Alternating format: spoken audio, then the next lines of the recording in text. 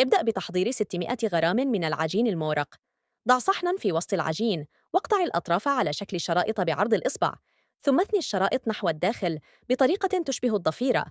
في وعاء كبير، أضف 4 بيضات كاملة، 100 غرام من السكر، 400 غرام من الكريمة السائلة، وامزج جيداً. احضر 3 تفاحات خضراء وقطعها إلى نصفين ثم إلى شرائح.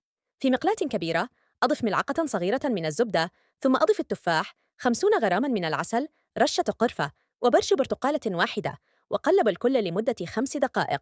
أضف التفاح إلى خليط الكريمة، ثم أضف 150 غراما من العنب الأزرق بلوبيري. اسكب هذا الخليط فوق العجين المورق. أدخلها إلى فرن ساخن على درجة 180 درجة مئوية، 350 درجة فهرنهايت، لمدة 40 دقيقة. رش السكر البودرة حسب الذوق، والوصفة جاهزة. نلتقي في الوصفة القادمة. إلى اللقاء.